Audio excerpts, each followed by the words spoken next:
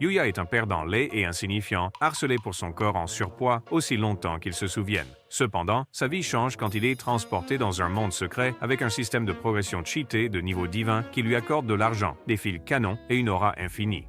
Avant tout cela, Yuya était un paria social, constamment harcelé à l'école et même par ses propres parents, à cause de son visage qui ressemblait à celui des rats d'égout, contrairement à ses jeunes frères et sœurs qui avaient gagné à la loterie génétique. Le seul qu'il aimait malgré son apparence était son grand-père, mais tout a dégénéré après son décès. Heureusement, il a légué tous ses biens à Yuya, qui échappe enfin à sa famille de vauriens et vit seul dans la maison de son grand-père. Un jour, Yuya remarque des types louches importuner une jolie fille et tente de les arrêter, mais il se fait tabasser parce qu'il est gros, ce qui le laisse en sang jusqu'à l'arrivée de la police. Alors que les voyous s'enfuient, la fille essaie de l'aider, mais il lui dit qu'il a l'habitude d'être un punching ball et s'en va. Cependant, une fois chez lui, il s'écroule dans la salle de bain, brisant son miroir. Mais quand il donne un coup de poing dans le mur, cela ouvre la porte de la pièce secrète de son grand-père, qu'il croyait utiliser pour cacher ses jouets et souvenirs de voyage. Il y trouve une étrange porte qui le mène à une cabane à l'ancienne, et un écran de statue s'ouvre, l'accueillant dans un autre monde, ce qui le laisse bouche bée. Alors que plusieurs écrans s'ouvrent pour révéler ses compétences, Yuya réalise qu'il va devenir le seigneur du charisme surpuissant de niveau ultime dans ce monde, en échange de tout le harcèlement qu'il a subi, mais il doit commencer comme un pathétique niveau 1. Il essaie ensuite toutes les armes cool que l'ancien propriétaire de la maison lui a laissées, seulement pour réaliser qu'il ne peut pas augmenter son niveau quoi qu'il arrive. À ce moment-là, une tarière de niveau 300 attaque sa demeure, mais heureusement, la barrière magique autour de la maison le protège. Pourtant, ce monstre dopé ne lâche rien et utilise un tronc d'arbre pour forcer l'entrée, faisant réaliser à Yuya qu'il serait cuit s'il n'agit pas vite. Utilisant sa dernière cellule grise, il lance la lance qu'il tenait sur le monstre, le transformant en beignet mort.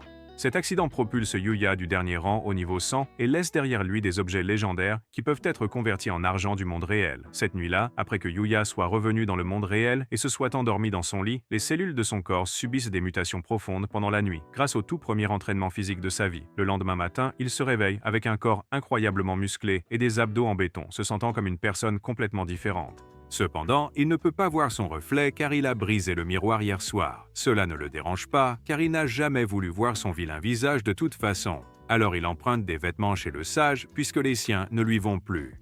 Plus tard, il retourne dans le monde Isekai pour cuisiner un slime de niveau 200 dans le cadre de son entraînement et gagne un collier rare qui utilise la lumière du soleil pour augmenter ses statistiques.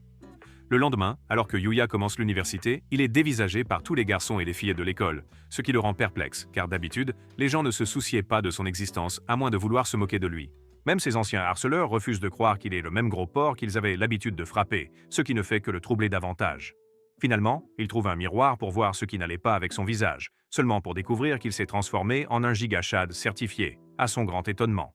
Une fois l'école terminée ce jour-là, ses frères et sœurs arrogants et les brutes ne le laissent pas tranquille, exigeant qu'il leur dise quelle marque d'Ozempic il a pris et quel chirurgien esthétique il a consulté. À ce moment-là, une limousine s'arrête et la même bombe en sort, à la recherche de Yuya.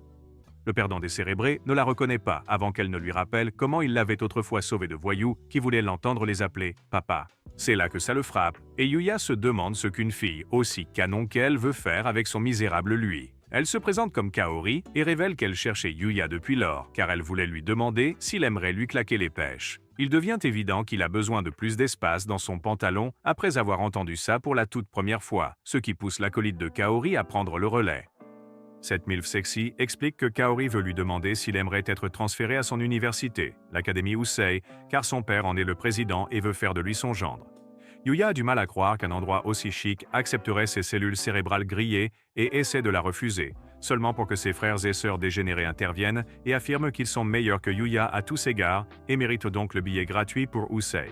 Kaori affirme que des brutes dégoûtantes de leur espèce ne seraient jamais les bienvenus dans une académie d'un tel prestige, écrasant leurs égos si fragiles, et saisit Yuya, suggérant qu'ils en discutent plus amplement après qu'il aura pu constater par lui-même ce collège. À Usei, tandis que Yuya a du mal à se sentir à sa place parmi tous les autres gosses riches et intelligents, le président Tsukasa le remercie d'avoir sauvé sa fille et explique qu'Usei ne valorise pas seulement l'intelligence, mais aussi l'intégrité du caractère, ce que Yuya possède en abondance car il n'a pas eu peur d'affronter des hommes plus forts que lui pour sauver Kaori. Quand il se comporte encore comme un gamin génial, le vieil homme lui suggère d'aller à l'école une journée avant de décider et sort les plus gros atouts de l'école comme appât sous la forme de Suwano, la professeure la plus sexy de l'école. La dame dit qu'elle enseignera de la biologie détaillée et pratique à Yuya, le faisant se demander si c'est enfin le jour où il perdra sa virginité et l'emmène ensuite à son cours. Tandis qu'il attend dehors, son pantalon recommence à le gêner quand son esprit imagine toutes les manières concrètes dont elle va lui apprendre, et il s'inquiète que les autres élèves puissent le remarquer. En entrant dans la pièce, toutes les filles et les gars le fixent, ce qui lui fait réaliser que c'est probablement à cause de l'état de son pantalon. Pourtant, tous se mettent vite à s'extasier sur l'ampleur de sa situation et imaginent quand il les serrait avec elle. Il prend sa place de personnage principal près de la fenêtre, à côté d'une fille émo qui partage son livre avec lui, pendant que le cerveau socialement inepte de Yuya suppose qu'elle le déteste. Tandis que le cours avance, Yuya réalise que c'est la première fois qu'il voit des élèves attentifs à une leçon plutôt qu'à la prochaine tactique d'intimidation à utiliser contre lui. Une fois le cours terminé, toutes les filles s'attroupent autour de Yuya et lui demandent s'il a une petite amie ou s'il est une idole, seulement pour qu'un maître de la séduction nommé Ryo intervienne. Voyant comme il est beau, Yuya voit la vie en rose, mais il l'écarte dès que Ryo parle d'aller à la cafétéria. Au café, il apprend que la nourriture est préparée par des chefs étoilés et est entièrement gratuite, ce qui le fait prendre vite une grande assiette et rejoindre Ryo, qui le présente à un otaku bon à rien nommé Shingo. Au début, Yuya se sent de trop, mais dès que ces deux-là commencent à jacasser sur leur anime préféré, il réalise qu'ils appartiennent à la même frange dégénérée de la société que lui et rejoint leur bande de dégénérés. Yuya remarque aussi que toutes les filles le fixent et s'inquiète que ce soit à cause de son uniforme, seulement Ryo lui explique que c'est à cause de son visage de dieu, ce qui le rend nerveux. Plus tard, Tsukasa l'interroge sur sa première journée et Yuya accepte de s'inscrire à son académie car, pour la première fois de sa vie, il n'a pas été traité comme une ordure par ses camarades de classe. Il rencontre Kaori plus tard, qui est contente qu'il ait décidé de rester et lui demande s'il est libre après cela. Yuya suppose qu'elle est sur le point de le faire entrer en douce dans sa chambre de dortoir pour faire avancer l'intrigue, mais elle l'emmène plutôt au quartier commerçant, près de leur université. Voyant tant d'étudiants autour, Yuya lui demande si elle a l'habitude de venir ici avec des amis, ce à quoi Kaori répond qu'elle n'a pas beaucoup d'amis, car son père est le doyen de l'université, mais qu'elle tenait quand même à venir ici avec lui. Son charme opère, et Yuya lui propose alors de manger des crêpes ensemble pour dissimuler son trouble. Elle accepte, et Yuya est ravi de ne plus être fauché. Sans cela, il ne pourrait pas se permettre de tels luxes. Il essaie aussi de ne pas trop manger, craignant de redevenir son ancien moi obèse. Cela lui rappelle quelque chose, et il demande à Kaori comment elle a pu le reconnaître si facilement après sa transformation. Ce à quoi elle répond que c'est à cause de ses yeux doux et magnifiques, qu'elle pourrait reconnaître n'importe où. Ne sachant pas comment elle le faisait rougir encore, Kaori lui propose sa crêpe à la crème pour qu'il y goûte et Yuya en mord timidement un morceau, ce qui fait enfin comprendre à Kaori qu'il venait d'avoir un baiser indirect, ce qui la rend aussi toute gênée. Pour la rassurer, Yuya lui propose de goûter aussi à sa crêpe. Et tandis qu'ils agissent comme s'ils venaient de se marier, toutes les filles autour d'eux les adorent. De retour chez lui, Yuya continue sa quête de progression. Mais même après avoir vaincu des slimes surpuissants, il constate qu'il ne parvient pas à dépasser le niveau de 135. Sachant qu'il doit absolument aller au-delà des clôtures s'il veut devenir plus fort, il sort sa lance et s'aventure dehors, bien qu'il soit encore totalement paniqué. Soudain, il entend un cri et en suit la direction, seulement pour découvrir une belle jeune femme sur le point d'être tuée par un ogre de niveau 200, tandis qu'un groupe de soldats gisent morts tout autour d'eux. L'ogre sent la présence de Yuya et se retourne, le poussant à lui lancer sa lance, que l'affreux clochard dévie facilement. Yuya profite de cette occasion pour disparaître de sa vue et lui sauter dessus depuis le ciel, lui écrasant le visage. Une fois l'autre parti, il se tourne vers la jeune fille, qui le prévient aussitôt de la présence d'un second vagabond juste derrière lui. Bien que Yuya tente d'esquiver, il est violemment projeté contre un tronc d'arbre et s'inquiète de ne pas posséder la force nécessaire pour vaincre cet ogre surpuissant, dopé aux stéroïdes. Cependant, il réalise soudainement qu'il bénéficie d'une armure scénaristique, dont l'ogre, lui, est totalement dépourvu, et utilise alors plusieurs armes pour attaquer le méchant, le vainquant finalement en le coupant en deux. Finalement soulagé, il s'avance vers la jeune fille, mais elle perd connaissance aussitôt qu'elle aperçoit son visage, et Yuya est contraint de se dissimuler lorsque des soldats arrivent pour la récupérer. Le jour suivant, alors qu'il repassait ses propres vêtements, Yuya réalise qu'il porte la même chemise chaque jour, tel un personnage de Scooby-Doo, et décide de dépenser une partie de l'argent qu'il a gagné dans le monde isekai.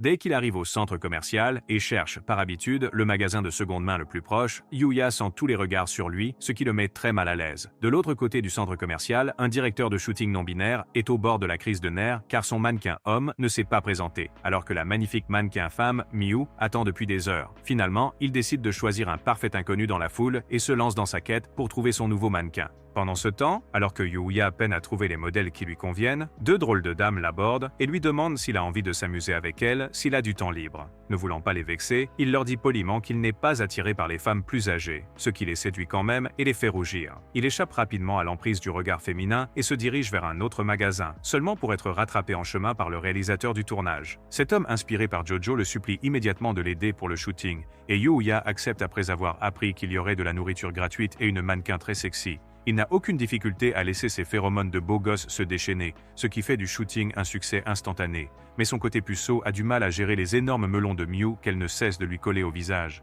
Yuya se rappelle que Miu travaille si dur alors qu'elle a le même âge que lui, c'est précisément pourquoi il ne peut pas gâcher le tournage en développant un problème de saucisson là-bas.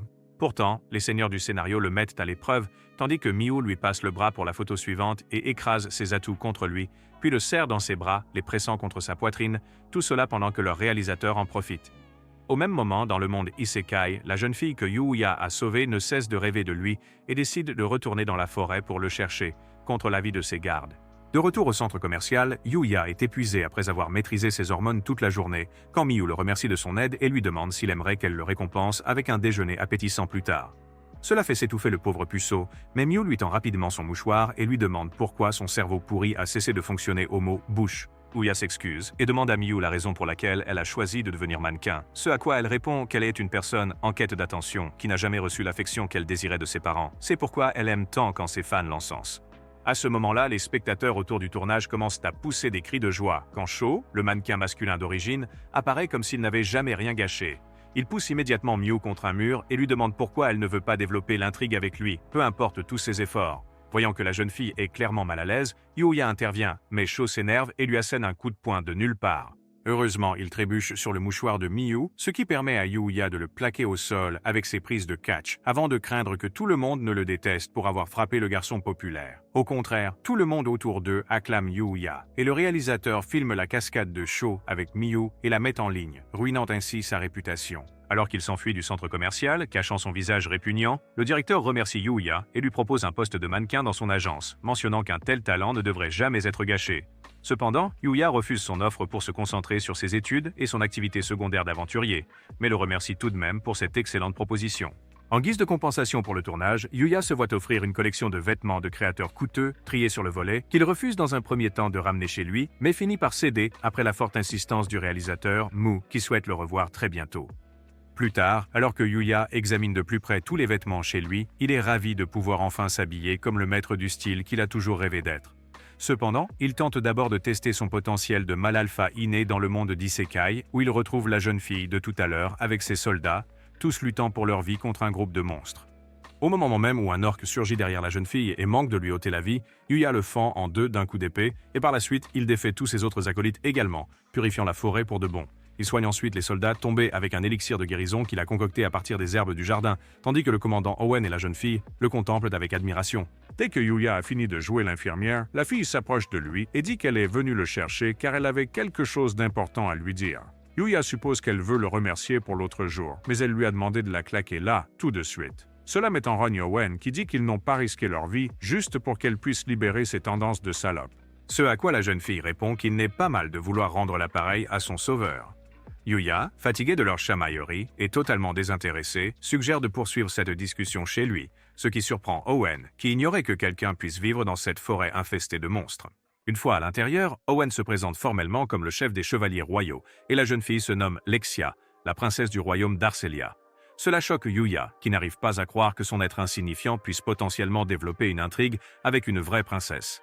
Et après s'être présenté, il s'excuse d'être informel. Les deux autres, quant à eux, se demandent pourquoi son nom leur semble si étrange. Et tandis qu'Owen se demande s'il ne serait pas un espion étranger, la princesse des illusions, elle, imagine qu'il est un prince venu d'un autre pays, ce qui transformera leur histoire d'amour en une sorte de Roméo et Juliette, moins la partie où ils finissent par mourir tous les deux. Submergée par toutes les absurdités Wattpad qu'elle avait dévorées, Lexia plaque Yuya contre le mur et lui dit que son cœur n'arrêtait pas de s'emballer quand elle était loin de lui, ce qui signifie seulement qu'il devrait claquer dès que possible. Yuya dit que c'est trop soudain pour lui, ce à quoi elle suggère de commencer par être amis, et il accepte, touché que quelqu'un veuille être son ami. Alors qu'ils se tiennent la main, Owen intervient et dit que le roi désire aussi rencontrer Yuya, et qu'ils organiseront cette visite en fonction des jours où Yuya signe, et après une certaine hésitation, il accepte. Alors que la princesse quitte sa demeure, elle lui dit de bien se préparer pour sa visite à leur palais, car elle ne le ménagera pas, le laissant complètement décontenancé. Au même moment, un vigilant autoproclamé qui a planifié l'attaque contre Lexia pique une crise en apprenant qu'elle s'en est sortie vivante et jure de la supprimer à coup sûr très bientôt. Yuya rentre chez lui et note la date de sa rencontre avec le roi juste avant de partir pour sa toute première journée à Ossie. Sur son chemin, toutes les jeunes filles piaillent devant sa beauté éclatante et le doyen en personne l'accueille et le félicite chaleureusement pour son premier jour d'université. Plus tard, il est présenté officiellement pendant le cours de biologie avec Sawada et après cela, il regarde Ryo anéantir tous ses adversaires sur le terrain de football, de loin. Une autre jeune fille de sa classe apparaît derrière lui et lui fait remarquer que Ryo semble avoir obtenu son diplôme de l'université de Blue Lock avant de se présenter comme Kaed. Pendant que ces deux-là commencent à se lier d'amitié, le match de football devient de plus en plus tendu. Ryo passe alors le ballon à Akira, une blonde un peu écervelée, qui rate complètement son tir et envoie le ballon voler droit vers Kaed. À ce moment-là, Yuya utilise ses réflexes surhumains pour devenir le propre Cristiano Ronaldo d'Ossie et sauve le visage de Kaede d'un coup de ballon d'Akira, la laissant stupéfaite et sous le charme. Au moment où le séducteur demande à Kaede si elle va bien, Akira arrive en courant et s'agenouille devant elle, s'excusant d'avoir été un idiot. Pendant ce temps, Ryo explique à Yuya que cet individu bizarre n'est pas un mauvais garçon, simplement un peu dérangé de la tête à force d'avoir lu trop de Shakespeare. Ce qui prend tout son sens lorsque Akira se tourne vers Yuya et se présente comme le véritable prince charmant d'Ossie en chair et en os. À mesure que ces titres autoproclamés deviennent de plus en plus ridicules, Yuya rit pour la première fois depuis des années, puis par tout le monde. Plus tard, dans la chambre des secrets, toutes les filles s'extasient devant le beau visage et les réflexes héroïques de Yuya, surtout Kaede qui ne peut s'empêcher de s'enthousiasmer pour ce qui s'est passé pendant le match de foot. Kaori surprend la conversation et demande aux filles ce qu'est cet engouement pour Yuya, ce à quoi Kaede raconte toute l'histoire, rendant Kaori heureuse qu'il s'intègre bien. C'est alors que des filles mentionnent qu'il doit déjà avoir une petite amie, vu que c'est un tel beau gosse, ce qui fait que les deux filles s'écrient en même temps qu'il n'en a pas. Cependant, seule Kaori prend conscience de ses vrais sentiments pour Yuya. Plus tard, pendant le cours, Yuya aperçoit Kaori dehors, sur le terrain, et ils se font des signes de la main, mais ce doux moment est brutalement gâché quand les grandes grilles à Dossie sont violemment ouvertes par une bande de motards qui agitent leurs battes de baseball et terrorisent les jeunes filles. Un des garçons qui observe la scène depuis la classe de Yuya déclare que l'emblème semble appartenir à un gang criminel local nommé l'Ogre Rouge et Yuya le reconnaît immédiatement comme l'associé juré de ses frères et sœurs. À ce moment précis, Kaori est encerclée par les voyous et aperçoit les frères et sœurs de Yuya parmi eux, qui révèlent qu'ils sont là pour se venger d'elle pour la façon dont elle les a méprisés et a amené le plus grand perdant du monde dans cette école au lieu d'eux.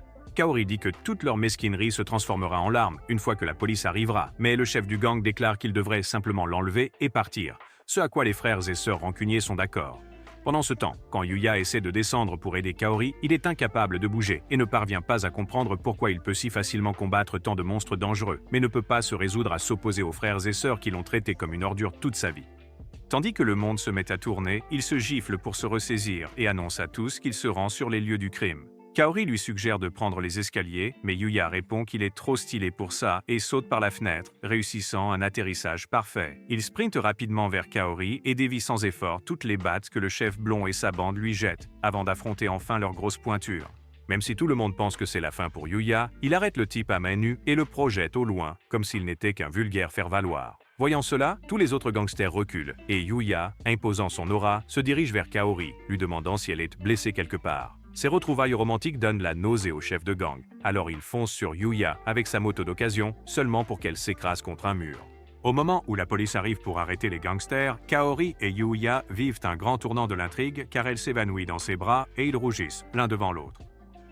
Pendant ce temps, les frères et sœurs maudissent la bande de troisième ordre, mais leur chef attrape le frère de Yuya par le cou et donne un coup de pied au visage de sa sœur, jurant qu'il les anéantira pour avoir gâché sa vie, tandis que les policiers restent tous en arrière, impuissants. Yuya a un autre moment pour briller et libère son frère de l'emprise du gangster avant de le paralyser d'un seul regard mortel. Ce geste émeut profondément les frères et sœurs, à tel point qu'ils demandent à Yuya pourquoi il s'est donné la peine de les secourir. Il leur répond alors simplement que c'est parce qu'ils sont sa famille. Tous deux tombent à genoux et le supplient de leur accorder son pardon, tandis que Kaori, émerveillé, réalise à quel point son futur époux est un homme vraiment formidable. Le lendemain, quand Yuya se lance dans une nouvelle quête dans les forêts sombres, il se rappelle qu'Owen lui avait dit à quel point les monstres de cette zone sont dangereux, ce qui l'amène à se demander à quel point le sage avait dû être puissant pour y vivre seul.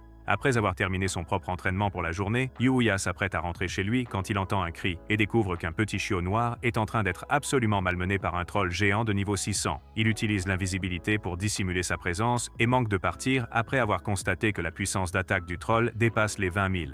Cependant, sa conscience morale l'empêche de partir en lui rappelant que son grand-père n'aurait pas agi comme un lâche dans cette situation. Prenant enfin son courage, Yuya sort son épée et attaque le troll par derrière, le tuant accidentellement d'un seul coup malgré ses statistiques extrêmement élevées.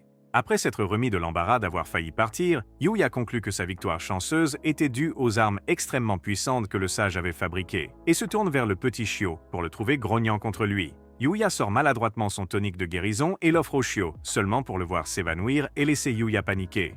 Plus tard, tandis qu'il nourrit ce petit être et que le tonique le guérit entièrement, il devient tout à fait docile et révèle qu'il n'a pas de parents, s'exprimant dans son propre petit langage animal. Yuya, comprenant parfaitement ses paroles, décide de ramener le chiot chez lui après l'avoir nommé Knight et découvert qu'il est une bête de niveau 500. Quand il retourne chez le sage, Yuya brosse la fourrure de Knight avec une brosse magique que le troll a laissé tomber et s'inquiète en vérifiant ses statistiques, constatant qu'il est toujours bloqué au niveau 235, même après avoir vaincu de nombreux monstres aujourd'hui. Le lendemain, à l'université, il parle de Knight à ses amis et il lui suggère tous d'aller voir l'animalerie et la clinique vétérinaire du quartier commerçant près d'Ozzy. Kaed dit qu'elle veut voir une photo et approche son visage trop près de lui, ce qui le mettait mal à l'aise jusqu'à ce qu'il lui demande timidement de s'éloigner, et elle s'exécute. Elle se porte ensuite volontaire pour l'accompagner dans sa tournée des animaleries après que les garçons aient dit être occupés, et considère cela comme la première étape de leur plan, ce à quoi Yuya consent. Il rentre chez lui auprès de Knight après que Kaed l'ait aidé à choisir une jolie laisse pour le chiot et demande au petit s'il l'aime, ce à quoi il aboie joyeusement.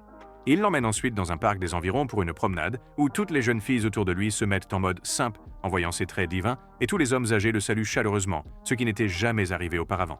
Alors que Yuya est ému aux larmes, il tombe sur Kaori et se demande ce que la princesse corporative vient faire dans un parc pour des moldus comme lui. La jeune fille, elle, est ravie de voir Knight, que Yuya présente comme son nouveau membre de la famille, et demande si elle peut le caresser. Le chiot cultivé hoche la tête et se laisse caresser comme un pro, ce qui fait que Kaori s'interroge sur sa race et Yuya répond qu'il l'a simplement trouvée quelque part et l'a recueillie. Ce geste de gentillesse touche bien plus que le cœur de Kaori, mais juste au moment où elle pense pouvoir développer une histoire romantique avec Yuya, une autre jolie fille interpelle Yuya et il se retourne pour trouver Miu. Elle révèle qu'elle habite tout près et se promène souvent dans ce parc, faisant douter Kaori si elle est vraiment la célèbre mannequin qu'elle voit dans les magazines de mode. Yuya les présente l'une à l'autre, ce qui confirme les doutes de Kaori, et il explique l'avoir rencontrée pendant l'un de ses tournages. Miu dit qu'elle ne serait pas contre revoir Yuya lors de ses promenades quotidiennes et leur fait ses adieux, tandis que les gens autour d'eux maudissent Yuya d'avoir 2 bombes à son bras et une chance incroyable. En voyant cette rencontre, Kaori devient jalouse du harem de Yuya et elle se demande s'il sort avec Miu. Ce à quoi il répond qu'un minable comme lui ne pourrait jamais rêver de la pécho. Elle s'exclame en colère qu'il n'est rien de tel choquant Yuya. Mais avant qu'il n'essaie de comprendre sa réaction, un voleur les distrait en dérobant le sac d'une vieille dame. Calmement, Yuya dit à Knight de poursuivre le voleur et saisit la main de Kaori, tandis qu'ils se précipitent tous les deux vers la vieille dame pour s'assurer qu'elle va bien. Quelques instants plus tard, Knight traîne le voleur par le col, mais juste au moment où Yuya demande à Kaori d'appeler la police, le dégénéré se relève, un poignard à la main, et charge la jeune fille. Cependant, Yuya lui saisit le poignet et l'immobilise, faisant battre le cœur de Kaori à toute vitesse, et devient ainsi le héros de la ville.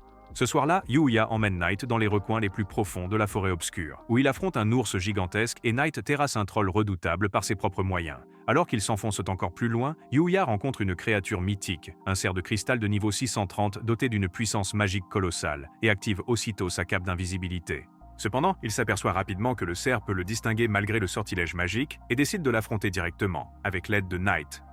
Au moment où le monstre se précipite vers eux, Knight attaque l'une de ses cornes imposantes, mais le cerf active sa magie et projette une énorme vague de feu. Ensuite, elle attaque Yuya avec son Holo Purple personnalisé, qu'il esquive de justesse. Réalisant que le seul moyen de vaincre cette bête est de neutraliser la magie, il dit à Knight de lui créer une ouverture, et le chiot se transforme en une balle rebondissante, ce qui distrait suffisamment la biche pour l'aider à blesser son épaule. Yuya profite de cette ouverture pour la transpercer de sa lance, la vainquant avec succès et récupère tous ses objets rares, y compris un bain chaud portable, ce qui le laisse perplexe. Les deux rentrent chez eux pour profiter de leur rêve de sauna japonais dans le jardin, puis se dirigent vers la forêt pour combattre un hérisson à vitesse supersonique le lendemain, Dei, qui est au-delà du niveau 600. Yuya n'éprouve pas de grandes difficultés à esquiver sa force, mais sa rapidité, elle, se révèle être un véritable problème. Néanmoins, cet idiot finit par s'empaler de lui-même sur un rocher pointu, et Yuya saisit cette opportunité pour le réduire en vapeur. Après avoir chaleureusement remercié le petit pour son aide précieuse, il vérifie leurs statistiques et découvre avec satisfaction qu'il est passé au niveau 240 et que Knight est monté au niveau 510. Alors qu'ils sont en pleine célébration, un rocher tout proche s'ouvre, révélant une caverne d'apparence suspecte qui leur paraît si irrésistible à tous deux qu'ils y pénètrent sans la moindre hésitation, pour n'y découvrir qu'un squelette en décomposition. Au même moment, le vigilant qui avait déjà planifié la mort d'Alexia engage un assassin masqué pour s'assurer que le travail soit fait cette fois-ci. Dans la grotte, Knight découvre un ouvrage poussiéreux à côté du corps sans vie et Yuya en vient à la conclusion que le squelette est celui du sage après avoir découvert que l'écrivain de l'ouvrage portait le même patronyme. En lisant le livre, il suppose que c'est juste un texte du vieil homme pour se vanter de sa grandeur passée, comment il avait appris des magies que personne d'autre ne connaissait et qu'il avait même été invité par les dieux à rejoindre leur petite équipe divine. Cependant, comme il était trop bien pour ça, il a refusé et a vécu le reste de sa vie à explorer les bois pour ne réaliser que plus tard qu'il ne serait jamais accepté par les gens et qu'il serait toujours craint et utilisé. Il conseille au lecteur de s'entourer d'amis fiables, mais Yuya répond qu'il ne peut pas s'y retrouver, n'ayant eu d'amis que récemment. Une voix étrange lui dit qu'elle est triste de l'apprendre et propose de remplir le reste du livre avec tout ce qu'il veut savoir ou apprendre en guise de compensation, ce à quoi Yuya répond qu'il veut maîtriser la magie. Le sage y inscrit toutes sortes d'informations sur la magie, mais avertit Yuya qu'il ne pourra pas l'utiliser car il ne possède pas les circuits magiques inhérents aux habitants du monde Isekai. Cependant, comme il bénéficie d'une armure scénaristique, le sage propose de lui transmettre ses propres circuits magiques, ce que Yuya accepte avec joie. Une fois que le rituel est achevé, le sage lui enjoint de mener une vie vertueuse, et Yuya rentre chez lui pour apprendre et maîtriser sa première leçon de magie. Il lit que la magie n'est rien d'autre que l'imagination d'un mage qui prend vie et commence à ressentir le pouvoir magique en lui, ce qui débloque une nouvelle compétence pour lui et pour Knight. Il fait le pas suivant à l'extérieur et imagine une boule d'eau qui se matérialise de nulle part pour lui et pour le chiot, ce qui fait se demander à Yuya s'il possède lui aussi un talent inné pour cela. Il projette alors sa balle vers les arbres avoisinants pour en faire tomber plusieurs d'un seul coup, ce qui confirme ses propres soupçons. Pendant ce temps, le roi d'Areslia, dont l'esprit est limité, pique une crise de rage en apprenant que sa fille bien-aimée a choisi un homme étranger pour engendrer sa prochaine génération, tandis qu'Owen, lui, compte tous les péchés qu'il a commis dans sa vie pour mériter de servir cette famille psychotique.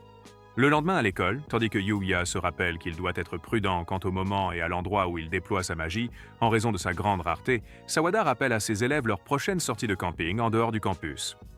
Yuya dit que c'est la première fois qu'il entend ça. Alors, la bad girl Emo à côté de lui explique que c'est en fait un pique-nique pour apprendre à survivre en pleine nature, pendant que Sawada annonce la répartition des groupes. Yuya découvre plus tard qu'il est avec Akira, la reine du drame, Kaede, qui meurt d'envie de se faire clapper par lui, et une autre fille appelée Rin, qui s'intéresse étrangement à lui aussi. Alors que Rin et Akira se disputent pour savoir si le titre de prince charmant sied à l'amateur de théâtre, Yuya, lui, dit qu'il n'a pas de sac à dos ni d'équipement de camping, n'ayant jamais fait ça. Kaede en profite pour s'assurer un deuxième rendez-vous et propose de faire les courses ensemble, mais grâce à une intervention divine, Kaori et les autres se joignent à eux aussi, ce qui freine son plan avec Yuya. À la vue de la princesse de l'entreprise en chair et en os, Shingo et Ryo se cassent la tête, se demandant comment Yuya avait pu séduire une fille aussi canon. Kaori, de son côté, insiste qu'elle n'est qu'une simple étudiante et aimerait être traitée comme telle. Alors que la saga du shopping commence, Kaori trouve un joli sac vert pour Yuya, qu'il achète immédiatement, tandis que les autres garçons vantent inutilement le goût médiocre de Kaori. Plus tard, Shingo suggère d'aller à la salle d'arcade où ils font immédiatement en voyant sa waifu d'anime dans une machine à pince, mais se maudit d'être mauvais pour y jouer. Yuya se porte volontaire à sa place et utilise sa compétence de détection de faiblesse pour s'assurer le prix d'un coup, devenant instantanément le boss final. Il peut tout faire. Ensuite, Kaede lui demande de lui gagner une peluche chat, Ryo une carte Pokémon rare et Kaori un joli badge, ce qui la rend si heureuse qu'elle l'appelle le plus beau jour de sa vie, faisant rougir Yuya. Les filles se dirigent ensuite au 13e étage pour regarder des maillots de bain, tandis que les garçons vont dans un café au 7e étage pour faire une pause. Là, Shingo boit joyeusement son soda au melon, pendant que Ryo jacasse sur l'élégance de boire du café noir pour perdre toute cette aura élégante dès qu'il y goûte. Yuya, de son côté, est heureux de pouvoir passer du temps avec ses amis comme ça. Mais à ce moment-là, un incendie se déclare à l'étage supérieur et on leur demande à tous d'évacuer. Yuya et les deux autres courent vers l'escalier de secours et demandent si 3 filles sont descendues du 13e étage. Mais le garde leur dit de se sauver eux-mêmes d'abord. À ce moment-là, Ryo reçoit un appel de Kaede qui dit qu'ils sont toujours coincés, et Yuya en profite pour échapper aux gardes et monter les escaliers en courant pour jouer les héros rebelles. En montant, il se répète qu'il n'a toujours pas vu Kaori en maillot de bain. C'est pourquoi il ne peut pas la laisser mourir, pas encore, et fonce dans le feu après s'être enveloppé d'eau grâce à sa magie nouvellement maîtrisée.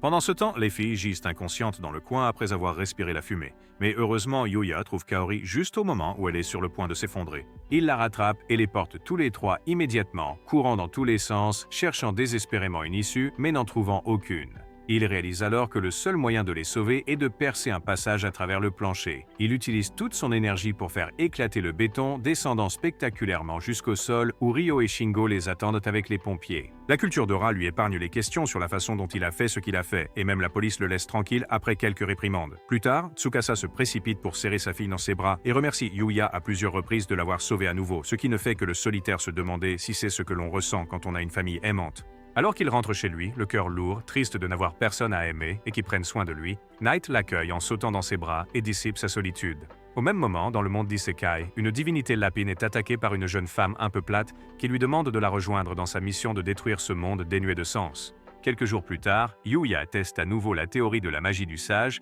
et imagine se téléporter. Ce qui, étonnamment, fonctionne dès la première tentative et le mène à une grotte voisine. Il l'explore avec Knight à ses côtés et découvre deux orques hideux à l'intérieur, qui l'attaquent immédiatement, le forçant à riposter. Les éliminer lui laisse un tas d'objets de valeur et après les avoir tous ramassés, Yuya décide de rentrer chez lui et de se préparer pour son prochain voyage scolaire. Cependant, Knight s'enfonce seul profondément dans les bois, et lorsque Yuya le suit de près, il lui intime l'ordre de se cacher, ce qui, bien sûr, éveille ses soupçons. En s'enfonçant, Yuya découvre une jeune femme blessée, plaquée contre un tronc d'arbre, entourée d'une bande d'orques dégoûtants. Mais quand il tente de jouer son chevalier servant, Knight le retient, grognant comme pour dire qu'elle est dangereuse. Fidèle à son instinct, la jeune femme esquive un coup puissant du chef orque géant avec ses fils fins, et découpe le reste des clowns avec la même technique. Au moment même où elle pense avoir remporté la victoire, une horde d'orques l'agresse avec leurs épées, mais elle parvient à les repousser grâce à une technique de la ficelle. Simultanément, elle est attaquée par derrière par un autre orque corpulent qui la projette violemment contre un arbre et la met à mort. C'est alors que Yuya et Knight interviennent pour vaporiser toute la bande. Au moment où Yuya pense en avoir fini pour la journée, une colonie entière d'orques apparaît autour d'eux et il est forcé de sortir un fouet divin ultra puissant qui les élimine tous en un seul coup. Plus tard, alors qu'il ramène la jeune fille chez elle, se demandant si c'est à cause d'une compétence cachée d'aimante ananas dans son arsenal qui lui amène toutes ces jolies femmes, Knight lui dit de la laisser juste ici, ce à quoi Yuya demande pourquoi. À ce moment-là, la fille se réveille et se débat dans ses bras, pour ensuite tomber et se cogner la tête, ce qui pousse Yuya à lui offrir son tonique de guérison, qu'elle boit immédiatement après avoir remarqué son look inspiré de James Dean. Une fois ses blessures guéries, elle s'excuse de l'avoir repoussé avec sa sueur nauséabonde pendant qu'il la portait. Yuya lui répond qu'il a plutôt apprécié, et le courant passe immédiatement entre eux, après avoir appris qu'ils s'entraînaient tous les deux dans la forêt. Elle se présente comme Luna et dit qu'elle ne peut pas retourner chez elle dans son état actuel, sale et dégoûtant. Et comme toujours, Yuya résout instantanément son problème en lui offrant un bain chaud. Alors qu'elle se prélasse plus tard dans l'eau chaude de son sauna portable, Yuya est assis, le dos tourné vers elle, et lui révèle qu'il l'a obtenu après avoir vaincu un cerf de cristal. Cela l'impressionne tellement qu'elle lui demande s'il aimerait s'entraîner avec elle pendant son séjour dans la forêt sombre, et lui offre même de le récompenser avec un aperçu divin de ses melons, ce à quoi Yuya est incapable de dire non. Alors que leur arc d'entraînement commence, Yuya apprend de nombreuses compétences de Luna, et en retour, il lui enseigne comment abattre les orques et les gobelins au point qu'elle apprend à le faire sans transpirer. Le dernier jour de leur formation, Luna dit qu'il lui reste beaucoup à apprendre avant de pouvoir accomplir sa mission, et se sent déçu quand Yuya lui annonce qu'il ne pourra plus s'entraîner avec elle à cause du voyage scolaire. Elle lui propose de prendre le bain en premier pour commémorer leur dernier jour ensemble. Mais dès que Yuya se détend dans l'eau chaude, elle apparaît avec une serviette autour de ses formes et propose de lui laver le dos. Alors que le vierge paniqué tente de protéger sa virginité, elle l'enlace par derrière et le remercie de lui avoir offert le seul bon moment de sa vie, lui proposant de lui rendre sa gentillesse avec une vue non censurée de ses atouts. Voir la chose en vrai pour la première fois de sa vie empêche cet homme cultivé de dormir, et il rêve même de ses melons sur le chemin de l'excursion le lendemain. Une fois arrivés au complexe hôtelier, Sawada leur explique qu'ils passeront leur séjour à camper en plein air et à préparer eux-mêmes toute leur nourriture, ce qui laisse Ryu complètement déconcertée, elle dont les talents culinaires sont quasiment inexistants. Elle leur révèle qu'ils devront cueillir les légumes directement dans la forêt et pêcher le poisson dans la rivière avoisinante, avant de les lui apporter pour une vérification de sécurité préalable à la cuisson. Kaede se demande ce qui se passerait si par accident il mangeait quelque chose de toxique, ce qui fait apparaître l'infirmière psychopathe de l'école qui jure de leur assurer une mort indolore s'ils sont empoisonnés. Sawada demande également à sa classe de faire de leur mieux pour se classer premier afin qu'elle puisse obtenir un bonus du directeur, ce qui les fait lever les yeux au ciel. Plus tard, lorsque le groupe de Yuya se retrouve, Akira prétend pouvoir pêcher du poisson rien qu'avec son seul charme, ce qui pousse les trois autres à l'écarter de toute discussion intellectuelle ultérieure. Rin se charge, elle et Akira, de la cueillette des légumes et arrange un troisième rendez-vous potentiel pour Kaede et Yuya en les envoyant pêcher dans la rivière. Quand ils arrivent sur place, Ryu dit que tous les bons coins sont déjà pris parce qu'ils sont arrivés en retard, mais Yuya utilise ses compétences pour repérer de nombreux poissons dans un autre endroit peu profond. Une fois qu'ils sont arrivés, lui et Kaede, il retrousse son pantalon, ce qui l'a fait se demander s'il avait enfin décidé de la prendre pour sienne. Mais il saute plutôt dans la rivière, espérant attraper du poisson à main nue. Il se souvient des choses apprises de Luna et attrape de façon spectaculaire poisson après poisson, jusqu'à ce qu'un seau entier se remplisse et que les autres commencent à se demander s'il est un extraterrestre. Au même moment, Yuya manque à Luna tandis qu'elle s'exerce à ses techniques d'assassinat sur des mannequins. Et bien qu'elle se déteste de ne pas avoir couché avec lui quand elle en avait l'occasion, elle décide de l'oublier et de mener à bien sa mission. Pendant ce temps, après que Yuya et Kaede soient revenus avec son seau rempli de poissons, ils trouvent Akira étendu sur le sol, complètement lessivé par toutes les plantes étranges que Rin avait testées sur lui. Yuya se précipite à son chevet, plein d'inquiétude, croyant qu'il aurait pu ingérer quelque chose d'empoisonné, mais fort heureusement, il ne détecte aucun dysfonctionnement dans son organisme. Ce geste touche tellement la diva, ce grand comédien, qu'il dit à Yuya qu'il changera de bord pour lui, seulement pour être rejeté. Rin montre ensuite tous les légumes qu'ils ont cueillis, et tout en étant impressionné par la collection de truffes coûteuses, Yuya retire discrètement celle qui est empoisonnée, qu'il identifie grâce à ses compétences de tricheur. Plus tard, alors qu'ils remettent leur récolte au professeur pour le contrôle obligatoire des poisons, Yuya retrouve Kaori et discute avec elle, pendant qu'Akira fulmine en arrière-plan, allant jusqu'à annoncer qu'il souhaite aussi taper les pêches de Kaori, car elle est la seule princesse du campus digne d'un prince tel que lui. Plus tard, Sawada est surprise de voir qu'ils sont la première équipe à n'avoir rien d'immangeable et se jette sur Yuya, le suppliant de maintenir sa série de victoires pour qu'elle puisse décrocher le jackpot d'1 million de dollars. Cette nuit-là, Yuya déploie ses talents culinaires pour préparer un repas étoilé au Michelin pour son groupe, mais après avoir goûté les croquettes de poisson, personne ne dit un mot. À ce moment-là, un Sawada ivre et d'autres professeurs passent, demandant à goûter la croquette de Yuya, mais lui offrent la même absence de réaction. Il craint que les plats aient un goût aussi dégoûtant que sa personnalité, mais dès qu'il demande ce qu'il pense de sa cuisine, tout le monde atteint l'extase, tant c'est délicieux. Sawada dit que le poisson croustillant est encore meilleur que ce qu'il mange dans les restaurants 5 étoiles, et en état d'ivresse, demande à Yuya de l'épouser.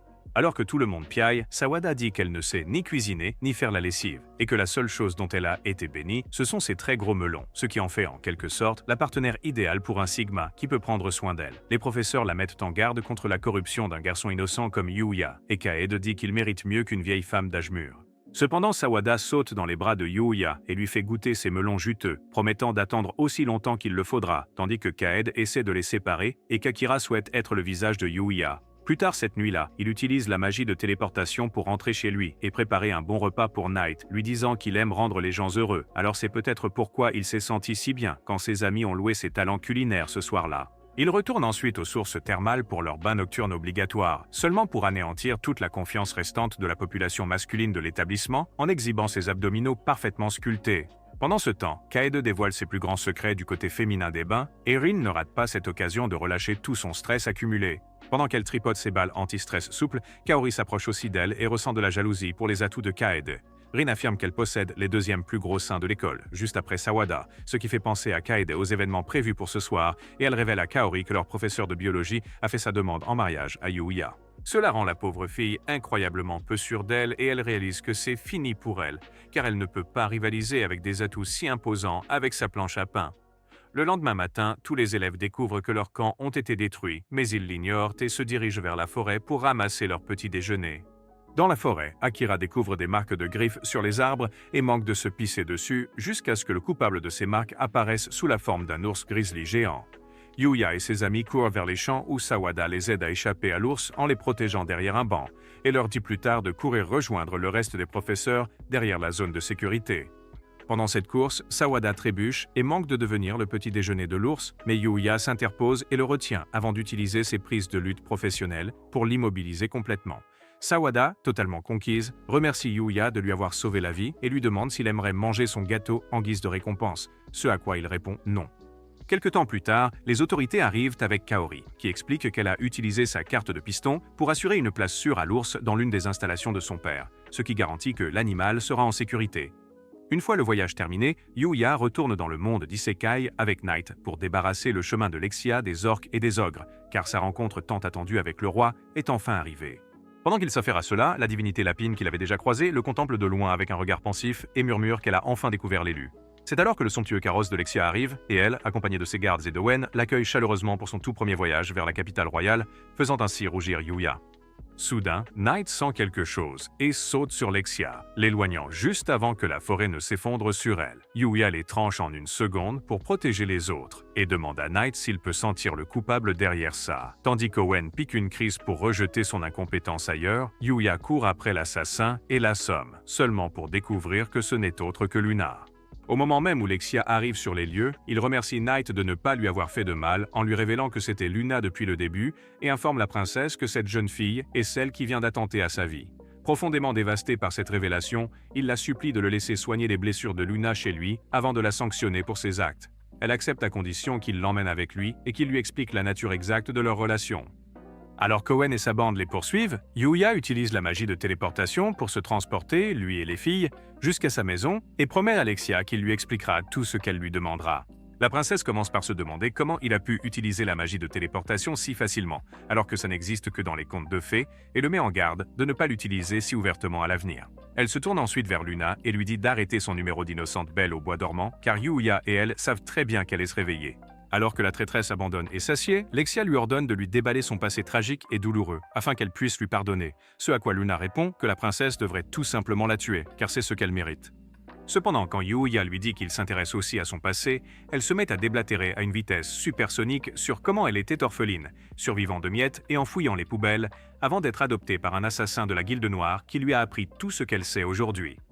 Après avoir grandi sous sa garde, elle a rejoint la Guilde des Ténèbres elle aussi et a accompli de nombreuses tâches jusqu'à recevoir sa dernière mission, qui était l'assassinat de Lexia. Après avoir terminé son récit et n'ayant pas reçu une seule larme de son public de 2 personnes, Luna dit qu'elle est prête à mourir maintenant car même si la princesse l'épargne par pitié, la Guilde des Ténèbres la fera disparaître. Yuya lui dit d'arrêter d'avoir l'air si déprimé, ce à quoi elle répond qu'il devrait aussi cesser de faire semblant de s'en soucier, ce qui le fait craquer et prononcer un discours sur à quel point il tient à elle et la considère comme une amie proche. Lexia se joint également à la conversation et dit qu'elle peut pardonner à Luna d'avoir tenté de lui ôter la vie, ce qui signifie que tant qu'elle et Yuya resteront discrets sur son identité d'assassin, personne ne saurait qui elle est. Par ailleurs, elle monte sur le lit de Yuya et explique à Luna que, étant donné qu'elle a échoué sa mission et qu'elle a été vaincue, elle se doit d'obéir à ses ordres et de devenir sa garde personnelle. Luna tente d'abord de refuser et insiste pour qu'on mette fin à ses jours, mais Lexia parvient à la convaincre en se montrant insupportable et en soulignant qu'être la garde de la princesse la mettrait également à l'abri de la Guilde des Ténèbres. Une fois cela réglé, les filles convainquent Yuya de les laisser utiliser son bain portable, et pendant qu'elle se prélasse dans l'eau chaude, Lexia demande à Luna si elle a aussi des sentiments pour Yuya. Au début, elle dit qu'elle ne le voit que comme un bon partenaire d'entraînement, mais elle perd presque la tête quand Lexia dit qu'elle va se faire avoir par lui ce soir. Lexia dit que cela signifie qu'elle est amoureuse de lui aussi, et déclare qu'elles sont des rivales en amour dans cette guerre pour Yuya, même si elle est techniquement sa garde du corps. Ensuite, Lexia se porte volontaire pour montrer son potentiel de femme au foyer en cuisinant un repas pour Yuya, seulement pour avoir du mal à éplucher une pomme de terre au point de presque transformer Yuya en sacrifice humain. Il endosse le rôle de mari idéal et prépare un festin aux filles, ce qui pousse Lexia à le prendre dans ses bras en guise de récompense, rendant Luna jalouse. Elle répond à cette déclaration de guerre en jouant la carte de la victime et en lui demandant de la nourrir, car elle est encore trop épuisée par toutes ses blessures. Yuya se sent facilement coupable et obtempère comme un chien obéissant, ce qui fait enrager Lexia et lui ordonne de la nourrir elle aussi, car elle est la princesse. Une fois que c'est fait, ils essaient tous les deux de nourrir Yuya en même temps. Alors, quand la nuit tombe et qu'ils s'endorment enfin tous les deux, Yuya ne peut s'empêcher de se sentir épuisé. Le lendemain matin, il retrouve Owen, qui est content de voir que Lexia est toujours en vie et qu'il peut donc garder son travail et sa tête. Yuya s'excuse de s'être retrouvé séparé d'eux et présente formellement Knight comme un membre de sa famille, ce qui pousse Owen à le remercier d'avoir sauvé la princesse la veille. Il se tourne ensuite vers Luna et lui demande qui elle est, ce à quoi Lexia lâche qu'elle est l'assassin qui a tenté de la tuer, prouvant encore une fois qu'elle n'a même pas la moitié d'un neurone. Alors que toutes les épées pointent vers le cou de Luna, Lexia essaie d'argumenter qu'elle l'a engagée comme sa garde du corps personnel maintenant, mais Owen dit qu'on ne peut toujours pas lui faire confiance. Même lorsque Yuya tente de s'expliquer, la nuit lui intime de ne pas se mêler de leurs affaires familiales, car il ne peut absolument pas mettre en péril son poste dans cette économie, ni la princesse. Lassée de cette vieille mégère si dramatique, Lexia affirme que Luna l'aurait éliminée si elle en avait eu l'intention, lorsqu'elles ont passé la nuit ensemble hier soir chez Yuya, ce qui fait imaginer à Owen l'impasse à 3, totalement interdite, dans laquelle elles ont certainement dû s'engager. Alors que le gaz épuisé abandonne enfin, Yuya lui dit qu'il ne peut pas les accompagner à la capitale maintenant, car la journée d'hier a été gâchée et qu'il doit être à l'école dans quelques heures. Bien que cela le déçoive, Owen explique à Yuya comment il pourra se rendre à la capitale en suivant un chemin tout droit vers la ville voisine et lui demande de venir lui rendre visite dès que cela lui sera possible. Alors que le carrosse royal s'apprête à partir, Luna descend de son cheval et se précipite vers Yuya pour l'embrasser sur la joue, avant de le remercier pour tout et de s'enfuir, toute troublée. Le vierge, quant à lui, ne comprend pas ce qu'elle a voulu dire par là et tente de soulager sa fatigue accumulée de ces derniers jours en préparant un bain chaud près d'un lac. Alors qu'il se détend avec Knight à ses côtés, Yuya remarque une nouvelle présence à leur côté sous la forme d'une créature orange ressemblant à un cochon, qui est accidentellement apprivoisé par lui et s'avère être un monstre de niveau 490. Yuya se demande s'il ressemble à un centre d'adoption pour ces créatures, mais il hausse les épaules et teste la capacité de terrain sacré du petit cochon. Dès qu'il l'utilise, une bulle enveloppe tout ce qui les entoure et fait que toutes les personnes à l'intérieur se sentent complètement détendues et libérées de toutes leurs préoccupations, ce que Yuya aime tellement qu'il nomme le petit cochon Akatsuki et l'accueille au sein de sa famille. Le lendemain à l'école, la semaine du sport commence, et pour l'échauffement, Yuya joue au football avec Ryo et le reste de la classe. Alors que leur arme ultime masculine, Ryo, marque but après but sans relâche, Rinnegan leur arme féminine et dit à Kaede de commencer à sauter. La vue de ces énormes seins ballottants détourne l'attention de l'équipe adverse du match, mais cela se retourne contre eux et distrait aussi leurs propres coéquipiers, permettant à Akira de prendre le ballon et de foncer vers le but. Cependant, Yuya bloque de justesse son but à bout portant et renvoie le ballon d'un bout à l'autre du terrain, le propulsant directement dans les filets adverses, laissant tous les autres absolument stupéfaits. Plus tard, Yuya s'inscrit au club de ping-pong plutôt qu'à celui de football, ce qui n'a absolument aucun sens pour Ryo, qui est persuadé qu'il devrait choisir le second. Alors qu'il se dispute vivement à ce sujet devant l'établissement scolaire, un homme suspect vêtu de noir lui tend sa carte de visite et l'invite à un entretien d'embauche. Derrière lui apparaît une beauté fatale, une femme magnifique, qui lui révèle qu'elle veut le recruter pour son agence de mannequins. Mais Yuya refuse catégoriquement. Cela court-circuite complètement le cerveau de la dame, car elle n'arrive pas à concevoir que quelqu'un de sensé puisse faire une telle chose. Cependant, Miu arrive et s'excuse auprès de Yuya pour l'insistance excessive de son directeur envers lui. Voir une top modèle incroyablement sexy interagir si librement avec Yuya pousse Ryo à se demander qui il est vraiment. Yuya répond qu'ils se sont simplement rencontrés par hasard, ce qui l'a mené à faire la couverture du magazine Vogue. Incidemment, la styliste excentrique aperçoit un dépliant pour leur semaine sportive et décide de s'y infiltrer afin de prendre des photos volées du magnifique visage de Yuya pour le prochain numéro de son magazine. Plus tard, cette nuit-là, alors que Yuya est assis à contempler les étoiles avec ses animaux, inquiet de ne pas pouvoir devenir plus fort par lui-même, il décide d'explorer les parties les plus sombres de la forêt, en commençant par la zone où les troncs d'arbres sont plus épais et plus résistants que le métal.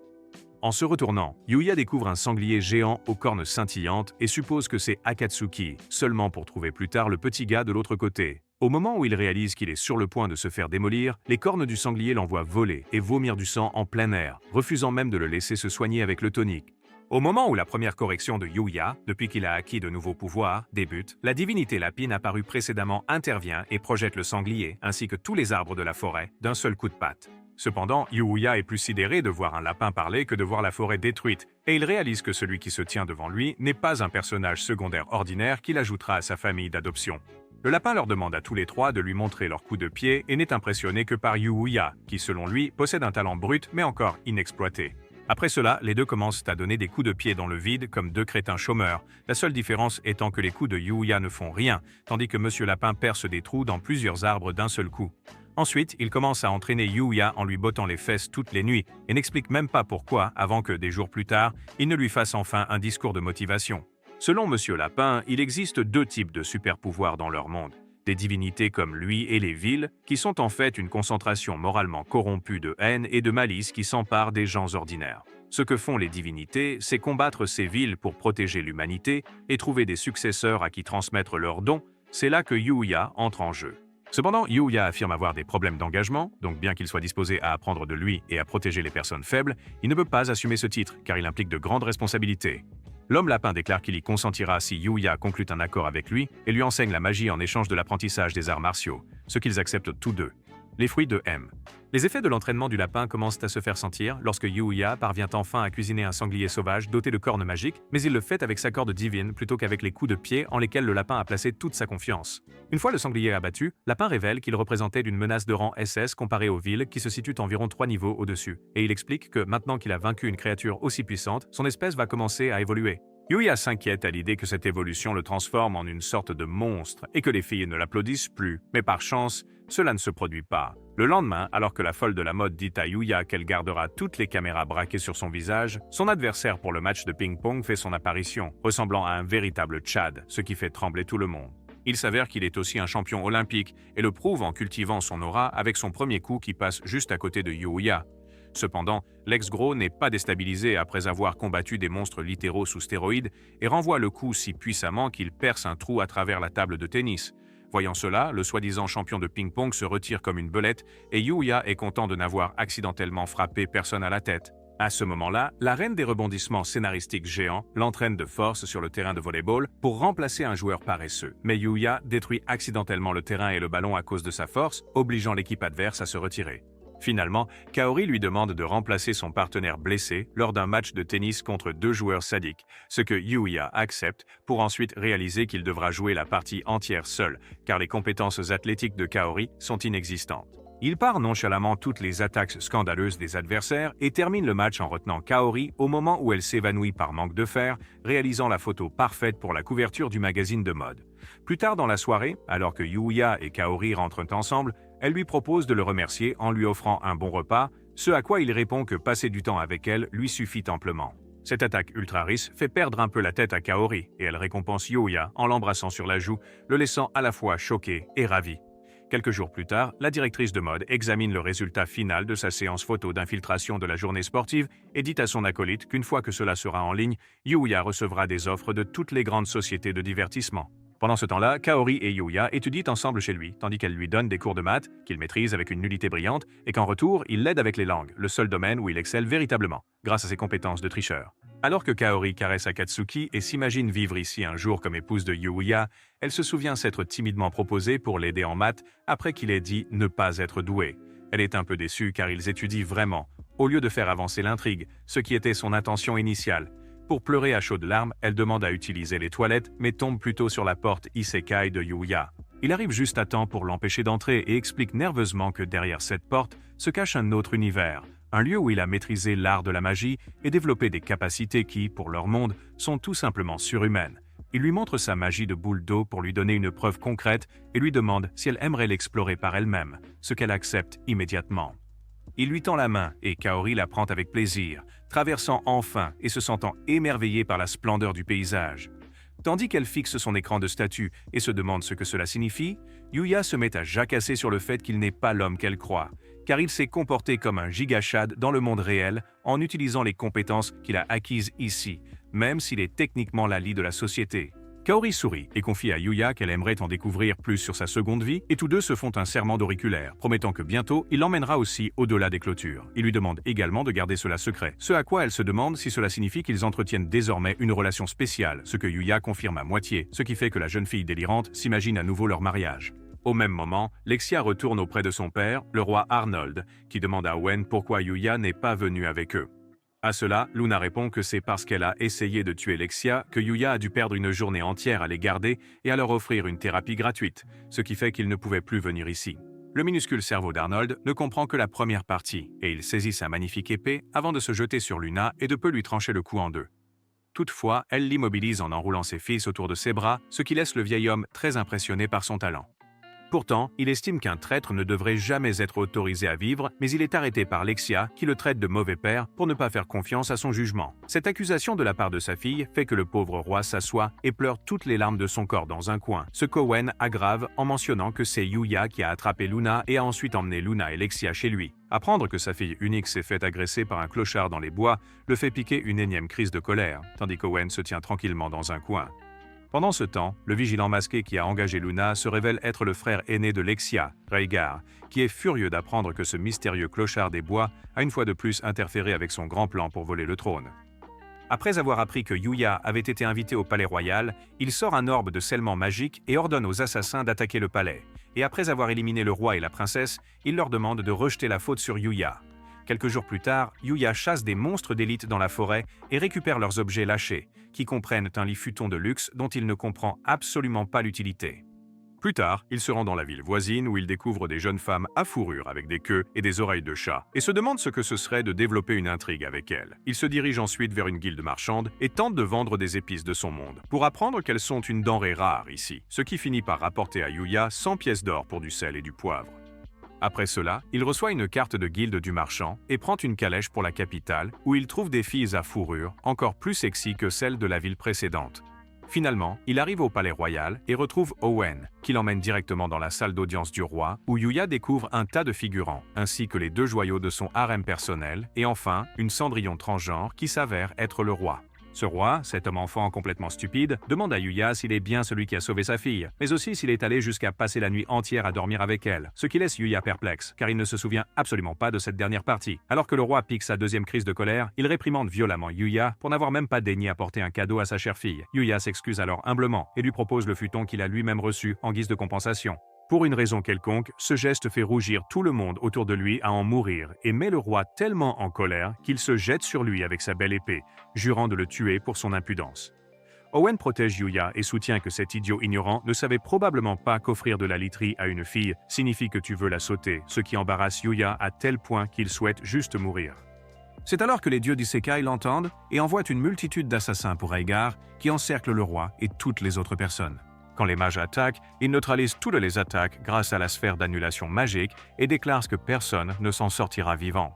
En réponse, Luna utilise ses fils pour les déchiqueter et Yuya déploie ses mouvements inspirés de John Wick, tandis que Knight l'assiste et Kakatsuki, elle, aide à soigner tous les autres. Une fois les assassins vaincus, Lexia se jette dans les bras de Yuya, tandis que celui-ci fixe avec un certain malaise le roi, qui souhaiterait pouvoir lui couper la tête. Quelques instants plus tard, Owen découvre l'emblème royal de Rhaegar dans la poche de l'un des assassins et supplie Yuya de leur prêter main forte, car le royaume d'Arcelia est sur le point d'être anéanti. Une fois que les choses se calment et qu'Arnold envoie ses soldats pour localiser l'emplacement de Rhaegar, Yuya rend visite à Lexia dans sa chambre afin de lui apporter un soutien émotionnel, seulement pour la trouver d'une humeur anormalement joyeuse. Elle demande alors à Yuya s'il aimerait aller à un rendez-vous avec elle en ville, mais Luna intervient et déclare que si quelqu'un doit l'inviter à un rendez-vous, ce devrait être elle. Alors que les filles se disputent pour savoir qui mérite le plus Yuya et qu'il aspire à un instant de paix dans sa vie, Owen propose plutôt d'emmener Yuya à un rendez-vous et demande aux filles de rester en arrière si elles ne peuvent pas se décider pour ne récolter que 2 regards de mort. Finalement, ils décident tous de partir ensemble avec Owen qui observe Lexia de loin, tandis que les filles traînent Yuya de ci de là, pressant leur poitrine généreuse contre ses bras et lui faisant frire le cerveau au passage. Alors que tout le monde autour d'eux envie Yuya d'avoir 2 superbes filles qui se disputent pour lui, il les repousse toutes les 2 et décide plutôt d'aller explorer une guilde d'aventuriers. Luna prend les devants, révélant qu'elle veut, elle aussi, devenir une aventurière et méprise Lexia qui ne peut pas le faire à cause de son statut. Elle continue de les suivre pour s'assurer qu'on ne se moque pas d'elle derrière son dos et observe les 2 recevoir des formulaires à remplir de la part de la réceptionniste. Yuya a du mal à cacher à quel point il est vraiment surpuissant. Et dans la section type de magie, il écrit terre, feu et eau au lieu de tous les types, avant de demander à la dame du guichet ce qu'il devrait écrire dans la section niveau de magie s'il n'est pas sûr de son propre niveau. Elle dit qu'on les décrit par la couleur que prend l'orbe magique de mesure quand on le touche et le sort, et elle fait toucher la boule à Luna en premier. Il devient jaune, ce qui indique un pouvoir magique minable et de bas niveau. Cependant, quand Yuya le touche, l'orbe se brise, surprenant tout le monde autour d'eux. Comme si cela ne suffisait pas, la réceptionniste manque de s'évanouir en apprenant que Yuya peut utiliser 3 formes de magie, et dit que cela le met au même niveau que des personnages de contes de fées, ce qui soulage le garçon de ne pas avoir mentionné la téléportation. Sinon, la fille aurait une crise cardiaque. Après que Luna et Yui se sont fait enregistrer, elles reçoivent leur carte de guilde et la réceptionniste leur dit qu'elles peuvent commencer à choisir leur mission parmi les moins bien classées sur le tableau des requêtes. Lui la remercie et se dirige vers elle en compagnie des filles, mais au moment même où elles débattent avec ferveur du genre de mission qui conviendrait à une personne aussi divine que leur époux autoproclamé, une maman sexy et ivre, dotée d'énormes canons scénaristiques, se jette sur Yui et lui déclare qu'elle cherchait un homme viril pour l'accompagner dans ses quêtes depuis si longtemps, et pourtant elle ne l'a trouvé que maintenant. Yui esquisse un sourire gêné pendant que les jeunes filles tentent de le récupérer, et la méchante finit par s'en aller après s'être présentée et en déclarant qu'elle a hâte de partir à l'aventure avec lui. Plus tard, alors que tous les trois se dirigent vers une montagne pour leur première quête, celle de la cueillette d'herbes médicinales, les gardes royaux se précipitent vers Yui, montés sur leurs chevaux, et lui révèlent qu'ils ont localisé la position de Rhaegar. En chemin, il apprend que le prince a été mis à l'écart par Arnold suite à des différends entre eux, et dès qu'ils atteignent son manoir, un poignard est lancé sur l'un des soldats. Il s'avère que Rhaegar a pris les soldats en otage pour s'assurer de ne pas être blessé, mais Knight ruine ses plans et le prive de tout moyen de pression. Cela le pousse à faire une crise de colère, une habitude profondément ancrée dans ses gènes, et il menace même de s'empaler s'il n'obtient pas ce qu'il désire. Yui, cependant, aperçoit l'alarme dans ses yeux quand il se déclare inutile et l'arrête quelques instants avant qu'il ne déchaîne une véritable fontaine de sang. Il lui fait alors entendre raison à ce minable décérébré avec l'aide de Knight et parvient à le maîtriser avec succès. Mais avant même qu'il ne pense avoir gagné, la fille d'Avent fait irruption dans le manoir et traite Rhaegar de bon à rien, de déchet inutile qui n'est plus nécessaire à son plan de destruction du monde. Le prince abattu lui rappelle que c'est elle qui avait besoin de lui comme roi pour atteindre une position plus élevée pour elle-même, mais la fille l'appelle un idiot et révèle que le vrai plan était de l'utiliser pour mener des guerres qui anéantiraient inévitablement l'humanité. Alors que Rhaegar se maudit d'avoir été aveuglé par la haine, la jeune fille s'apprête à le tuer avec une dague, seulement pour qu'Owen la dévie avec son épée. Cela la met en rage et la pousse à déchaîner une volée de flèches divines sur eux, tout en leur rappelant qu'ils ne devraient pas essayer de faire les malins avec elle, car elle peut prédire tous leurs mouvements et veut les anéantir. Yui défie son complexe divin en étendant son armure scénaristique et en anéantissant toutes ses flèches fragiles, ce à quoi elle lui demande s'il est bien celui qu'on appelle Yui, celui dont elle a entendu parler par la divinité lapin. Quand Yui hoche la tête, elle dit qu'une rencontre avec lui maintenant viderait son arsenal et décide de battre en retraite temporairement, disant qu'elle ne peut pas utiliser pleinement ses vils pouvoirs pour l'instant. Le mot « ignoble » ne quitte pas l'esprit de Yui, et il ressent une immense anxiété en se demandant qui diable était cette fille extraterrestre. Ce soir-là, Owen s'approche de lui et lui demande de bien vouloir se joindre à l'audience, car le roi a déjà commencé l'audition de Rhaegar dans la grande salle d'audience. Yui accepte l'invitation et, dès que l'interrogatoire commence, il observe avec effroi comment les soldats manquent de respect et malmènent brutalement le prince, allant même jusqu'à lui arracher tous ses vêtements et son masque afin de révéler les blessures qu'il dissimulait sous ceux-ci. En voyant le regard de dégoût sur le visage de chacun, y compris celui de son propre père, Rhaegar le qualifie de lâche et accuse Lexia de l'avoir transformé en cette horrible créature. Il s'avère que Rhaegar a été attaqué accidentellement par Lexia lorsqu'elle a perdu le contrôle de ses pouvoirs magiques. Et bien que les blessures aient guéri par la suite, l'esprit de Rhaegar ne pouvait pas comprendre les effets que cela avait sur la chimie de son cerveau. Alors la seule façon pour lui de gérer cela fut de s'arracher la peau.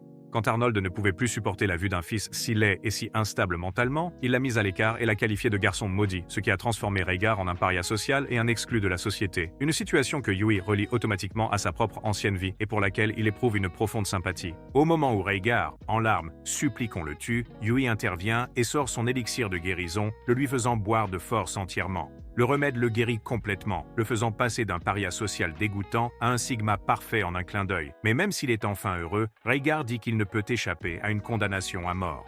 C'est là que Lexia entre en jeu et dit à Arnold qu'elle a pardonné à Rhaegar d'avoir tenté de la tuer, ce qui ne laisse aucune raison de le punir. Tandis que le public la regarde avec incrédulité, Yui rougit et Arnold lui rappelle que Rhaegar a aussi essayé de le tuer, pas seulement elle. À cela, Lexia lui dit de faire preuve de courage et de pardonner au fils qu'il a si longtemps maltraité, et le blâme également d'avoir laissé toutes les guildes d'assassins agir sans contrôle à cause de sa propre incompétence en tant que roi. Finalement, Arnold n'a plus d'arguments face à la princesse impétueuse et Rhaegar échappe à sa condamnation à mort au prix de la confiscation de ses terres et de son argent. Alors que tout se calme, Lexia soutient que la récompense de Yui pour tout ce qu'il a fait doit être son mariage avec elle. Mais Luna rétorque que l'épouser serait le pire cauchemar de tous. Tandis que les filles se disputent pour savoir qui mérite le titre de son épouse, Rhaegar suggère quelque chose au roi et Yui finit par gagner toutes les terres saisies de Rhaegar et le titre de chevalier le plus élevé. Cette nuit-là, alors qu'il s'effondre dans son lit d'épuisement, une vision de la ville psychopathe le réveille tout en sueur, et il ne comprend pas ce que cela signifie. Le lendemain à l'école, Yui ne s'arrête nulle part et refuse même la demande de Kaori de développer une intrigue ensemble, car il se donne pour mission de trouver cette minable et de mettre fin à sa carrière avant qu'elle ne nuise à quelqu'un d'autre. Il pénètre dans le royaume d'Isekai et commence son entraînement avec ses fidèles compagnons animaux, désespérés de gagner en puissance avant que la maléfique déesse ne frappe de nouveau. Cependant, son aura de personnage principal l'attire avant même qu'il ne soit vraiment prêt, et elle l'abat d'une attaque surprise qu'il évite heureusement de justesse. Yui lui demande alors pourquoi elle cherche à le combattre, ce à quoi elle répond que c'est parce qu'il menace son grand plan de vengeance, et elle l'attaque avec sa pluie de flèches. Tandis que Yui s'efforce d'éviter ses flèches, Kaori s'introduit discrètement chez lui après qu'il ne lui a pas ouvert la porte, et pénètre dans le monde d'Isekai pour le découvrir en plein milieu de son combat contre la fille plate. D'un autre côté, il cache Akatsuki sous sa cape d'invisibilité et avec l'aide de Knight, réussit à la projeter dans le ciel. Cependant, rien de tout cela ne l'égratigne, alors qu'elle lance sa contre-attaque et demande à son maître de l'aider en esprit. Yui essaie d'échapper à ses flèches, mais finit par les dévier avec son épée. Au moment précis où il se dissimule derrière un rocher gigantesque, Kaori lui hurle dessus, le faisant se demander quand cette idiote stupide a bien pu atterrir ici. Pourtant, il est contraint de l'ignorer comme un simple bruit de fond dès l'instant où il perçoit la psychopathe impassible se tenant près de lui, sa flèche divine pointée sur sa tête. Cependant, au moment précis où elle s'apprête à relâcher son emprise, Maître Lapin descend et annule l'attaque, révélant à la jeune fille qu'il connaît son nom, Yuti, et qu'elle est la digne successeur de la divinité archère qui a été récemment tuée. Cela la met en rage, et elle affirme qu'elle se vengera de l'humanité pour ce qu'elle lui a fait, quoi qu'il arrive. Mais Maître Lapin lui dit que c'est le devoir du divin de sacrifier sa vie pour ceux qu'il est censé protéger et que son maître n'est certainement pas aussi chagriné de mourir qu'elle. Yuti dit que son Tok no Jutsu ne fonctionnera pas sur elle et décoche ses flèches sur lui, que Lapin et Yuya parviennent à éviter de justesse. Ils lui lancent ensuite une série de coups de pied qu'elle contre avec ses flèches magiques et sa manipulation du vent. Finalement, Knight la mord à la cuisse et la rend incapable de bouger, et Maître Lapin affirme que c'est son devoir de protéger le monde et ses humains, ce qu'il continuera de faire. Yuti s'interroge sur la raison pour laquelle des êtres humains dégoûtants valent tellement plus que son regretté maître, et libère ses dieux intérieurs maléfiques, les laissant la posséder entièrement alors qu'elle prend l'apparence d'une sorcière possédée et frappe même la divinité Lapin, la laissant presque morte. Yuya s'accroche à Knight et s'inquiète profondément de ce que devrait être son prochain mouvement.